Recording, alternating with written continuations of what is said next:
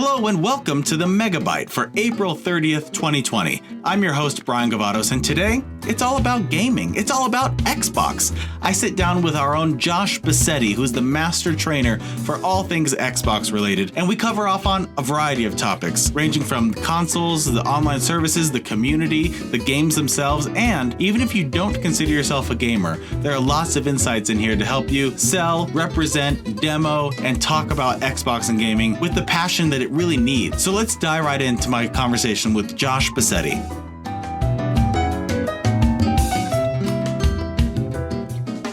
Hey Josh, you made it to the podcast. What's going on, my man? We're finally here, my friend. Good to see you. Thanks for having me. We're going to talk gaming because you, Josh, are the master trainer in terms of Xbox and all things gaming on our team. And I'm not too proud to admit that I thought I was a gamer. I've certainly played a lot throughout my years, way back, StarCraft days, all the way through different RTSs and Call of Duty 2. And I'm like, yeah, I get it. And then you come along and I'm at the ripe old age of my early 30s. And already you make me feel so ancient and so irrelevant. How does it make you feel to make someone like me feel so useless and so out of touch, Josh? Well, with that kind of intro, I got to say, it feels great, Brian. I love making other people feel, less important and, less well versed in the things they felt they were passionate about. But for me, it's been something that's started my whole life. When I was a little kid, gaming was introduced because I had older brothers. So it's a pretty easy thing for me to grab a hold of. So through that, it just started to evolve. I started to play a bunch of different games and different consoles, different devices. And as things sort of progressed, I would say my experience as a gamer kind of progressed with the industry. So I want to get into what your role is and training and what the landscape looks like right now, specifically in this, age of social distancing and everything. But I think it's important for everyone out there to know that when we have our master trainers about specific categories, whether it's Windows, Surface, or Office, or Xbox, that we have people on our training team who really do live and breathe this stuff. And you in particular, whenever you share something in our Teams chats or on our group calls or something, you really are passionate about what's going on in the gaming community, what's going on in the gaming world, what's being streamed right now, what people are really getting excited about. So when did that start for you? When did you first realize that gaming was more than just a hobby for you? It really was something deeper. For me, a lot of people may know me as my gamer tag, which is Reality OGX. And the reason I named it that was OGX was really the catalyst of me going from what some would consider a casual gamer to a core gamer, the original Xbox. And I played Super Nintendo back in the day. I'd played some PlayStation early on as well. But when Xbox came out, it just kind of changed the game for me and provided such a variety of genres and capabilities like Xbox Live and just introduced us to this whole new level of gaming. And I think that was really where everything kind of took off from. Interesting. As you think back to those like early days, were there any titles specifically that really got their hooks in you? It's kind of funny. When I worked as a streamer before this role, during the interview, the similar question was asked, which was, is there a title that, really made an impression on you or really took you from that casual gamer to a core gamer? And for me, as cliche as it sounds, Brian, I got to say Halo, the original Halo, Combat Evolved. And when I was in the interview, I actually talked about that moment at the end of the game in the Maw, the final level, where you're trying to drive the Warthog out of the Pillar of Autumn and escape before it blows up with all the flood inside. So for me, Halo was definitely the big start of, I would not only say my gaming passion, but my first-person shooter passion as well. Yeah, I think a lot of non-gamers don't relate very easily to that kind of story because you really need to be in it a lot and deeply to get that kind of emotional gratification that you're talking about, like a real sense of, it's cliche, but achievement for accomplishing something that was difficult, that you worked hard, you got incrementally better, and then you overcame the obstacles and did it. That's a story that is across all different hobbies, whether it's woodworking or football or FPS, and I think that's a big part of the gaming discussion, that if you're selling Xbox, if you're representing gaming or Game Pass Ultimate for playing on PC and Xbox, like those are the stories that really sell it. Do you agree? I would definitely agree, Brian. I mean, when we talk about selling cars, it's way more compelling to somebody being sold a car when the actual salesperson is talking about an experience that they had driving the car, or maybe they're talking about how they own a similar model and they have all these features that they utilize utilize in their day-to-day life, that's a much more compelling story than just specs or features or what comes with the car.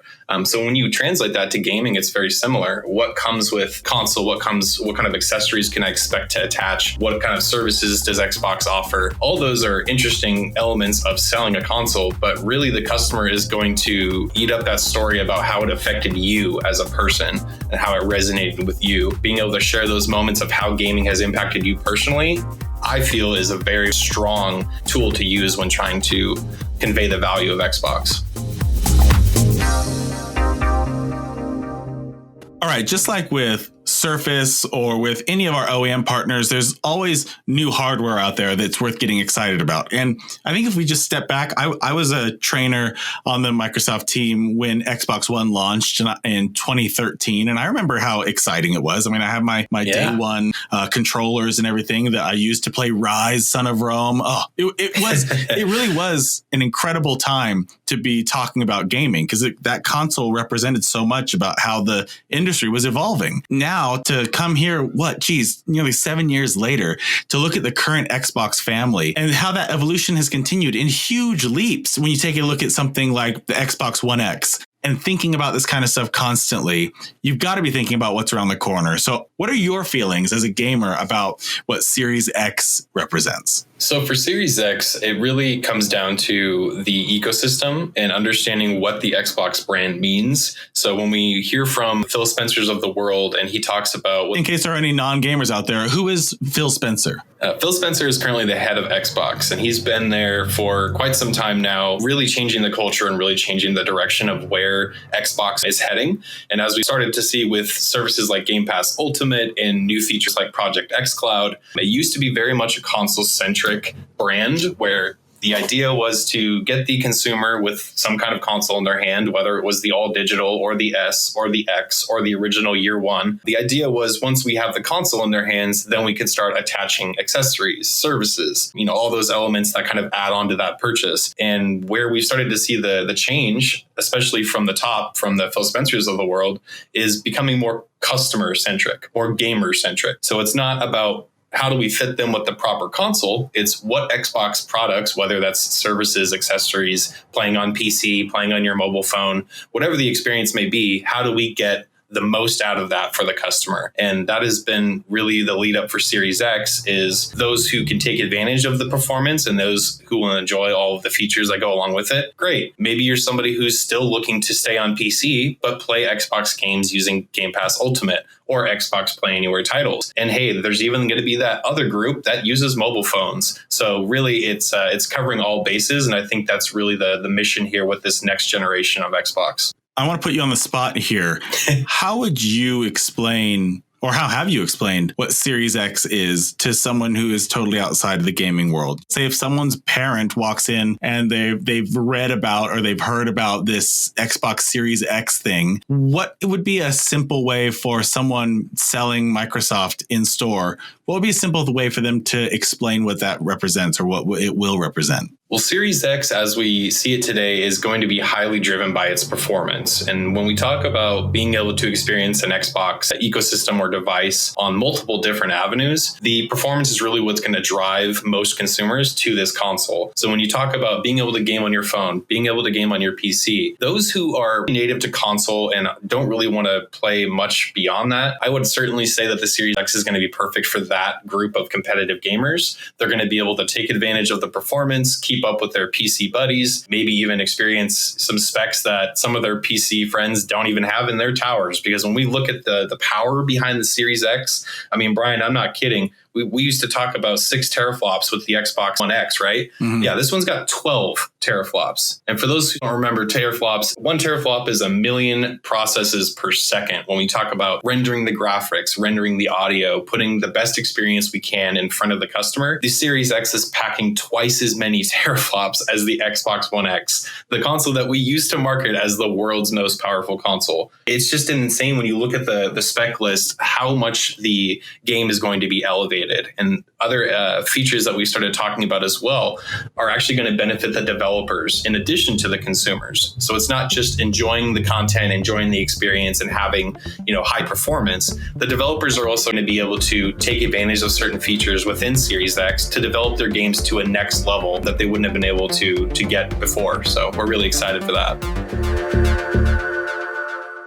Now, part of the Xbox evolution story over the past few years has been things you've been alluding to and mentioning, like playing Xbox titles on different kinds of screens beyond just the living room. We have things like Xbox, Play Anywhere, playing everywhere, playing across the yard, in your bedroom, on this device, on that device, on a screen, maybe even on a phone sometimes. What is the story right now? What's the landscape looking like in terms of what the word Xbox actually means? Just a quick call out when we talk about Series X, the name really represents what the whole point of this mission or this endeavor with Xbox is to create a brand that is inviting to the OGs, the people like me who played the original Xbox, to people like you said who maybe Series X is going to be the first console they see. So when we look at that, obviously we know that console is not going to be the center, right? We talked about Xbox moving from being console centric to consumer centric. So from that standpoint, it actually makes perfect sense. How many different ways are they going to be interacting with their games? Right. We talk about how many different ways do people interact with their devices today? We know that people are using multiple devices, and not only that, but use them for gaming. We wanted to make sure that we provided that Xbox experience to as many consumers as possible. And not only that, but allowing them to play on the devices they want. So when we talk about this new era of Xbox, it's play the games you want with the friends you want on the devices you want, trying to get, that experience in as many hands as possible. So we have Game Pass Ultimate that recently got released, bringing our library of over 100 games to PC as well as the console. But then even pushing that forward, we have features like Project xCloud, which are still kind of, growing their traction and development. But I've been able to test out the beta, and it is something to be able to play Gears 5 on your mobile phone when you're either, walking to work or taking the bus, whatever it may be. It really is a different experience to have it right there in the palm of your hand. So you mentioned Game Pass Ultimate. That has certainly been one of the biggest changes of late for the whole Xbox ecosystem. What do you feel about what Game Pass Ultimate represents to our customers? What do they need to know about what Game Pass Ultimate really is? Well, Game Pass Ultimate is the passageway for any gamer or any consumer to experience the Xbox ecosystem on multiple devices. So when we talk about what the features are, you've got Xbox Live Gold included. So that's going to be your free games with Gold every month, all the discounts and benefits you can find in the store, and as well being attached to that most advanced multiplayer network in existence right now. And that is backed by an independent study. So that's just one perk of Game Pass Ultimate. Then you've got Game Pass for console, your list or library, if you will, of over 100 different games that you can download and play at a moment's notice. And in addition to that, the library will be featuring all first-party titles on day one of launch. So you talk about Gears 5, Minecraft Dungeons, Crackdown. These games will be available on Game Pass the day they launch. So that way the consumers that are taking advantage of this service don't feel like they're kind of left behind on those launch days. And the last feature of Game Pass Ultimate is that component for Game Pass for PC. So bringing, again, that experience to a completely different device where we know people are utilizing them, but providing them an entire library for their PC. And there may be some titles that are on the console version that aren't on the PC version. So there's a little bit of a, fun in the scavenger hunt and the mystery there. And as these services start to get revamped every month, new titles are coming in, titles that aren't being played as much are being pulled out. So you can always expect to find something new with Game Pass Ultimate.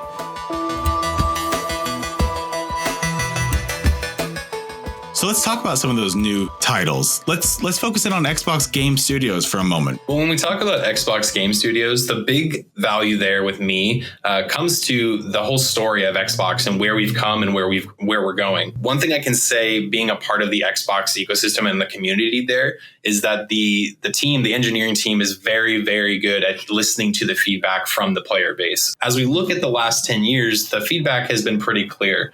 The Xbox itself, the specs, the performance, it's all there. It's like having a beautiful souped up sports car right there in your garage ready to go. The problem that most gamers have ran into is they feel like there's no track. There's no track to go test out that performance. And, in the analogy here, we would use the track as the games, the first party exclusive games. The reason why you would tell somebody you need to go to Xbox over these other partners because we have content that is exclusive to our platform that you want to play. So as they started to develop the understanding that was the big aspect of gaming that we wanted to see, Phil Spencer was a huge part of that transition to obtaining developers like Undead Labs, who made State of Decay, obtaining them and basically inviting them to create content under the Xbox Game Studios banner, help push more exclusive content to our platform and more reason for people to play on our console. Things like Xbox Game Studios, it's a massive, massive business decision that is basically covering off on one of the biggest pieces of feedback of the last 10 years in Xbox. So your role is training. You are a master trainer for gaming and Xbox. So I think it'd be important for you to talk about what the training vehicles are that you use, what you help to develop, and then what goes through your mind as you're developing them to ensure that it's relevant to anyone selling or representing Microsoft in the field. Well, when I look at developing content, the first thing we tend to do, as you know, Brian, is we leverage our worldwide content. So we get, our proper wording and key messaging from our leadership. Where our job really comes in is how do we convey the value that our corporation is saying exists within this product? How do we convey that to somebody who may not speak our language, like you're saying? So when I'm developing content for Xbox, I'm always thinking from that little gamer inside of me, watching commercials, watching streamers growing up, and the kind of things that really pushed me to purchase a game, which was gameplay. So if there's an option for me to demo a game that we're talking about, I would love to do that. I know that a lot of times it's hard to get into these games early, all sorts of NDA requirements, etc. But we've had a few times where we've gotten into the betas of some titles and been able to show off some gameplay, and really showing off the product in that light is where I think we kind of take our content to that next level. So as we're developing live streams, videos, one-pagers, whatever it may be, my mindset is always going to, beyond the obvious, what can I inform our retail pros about this product? Maybe they know the key messaging bullet points, but we want to provide a little bit more volume into that conversation, a little bit more passion. Now, finally, you mentioned Minecraft, which is generally perceived as a casual title. But for anyone out there listening who is hearing Josh Bassetti, the Xbox Master Trainer, wax philosophical about the wonders of gaming and the beauty of Xbox, and they're thinking, well, dang it, I want to get involved. I want to be a gamer now. What titles would you recommend for dipping your toes into gaming right now and having an amazing experience, no matter what your skill level may be or experience with gaming has been so far? Are there any titles that come to mind? Absolutely. I mean, when we talk about, those relaxing titles that families can play together, Forza Horizon 4 obviously comes to mind. The driving is pretty intuitive, and there's actually a lot of different accessibility features within the game to help you learn the game quicker or play it in a different way that's a little more feasible for you. There's also the opportunity to join in with friends. You can drive around Britain in a beautiful Forza car right next to your son or your friend or your uncle. And, it's a really cool ability to build some community and build some togetherness for people that maybe not want to get into those, as we call them, the sweaty titles.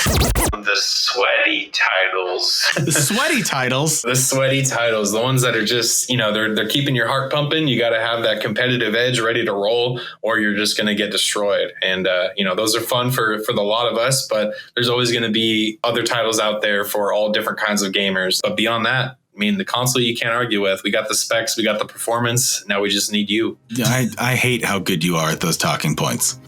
Josh Bassetti, thank you so much for your time here. It's been a long time coming since we just focused right on gaming, right on Xbox. And I know this is something that everyone's going to want to be kept up to date on. So please come back soon. I know that's hard for you because you're always so busy playing games and doing live streams and really working hard on those sweaty titles. But I hope you'll make time for us on our pokey little podcast sometime. Hey, always got time for you, Brian. Thanks so much for having me. All right, I'm going to go back to playing my Train Simulator 2. Happy gaming, my friend.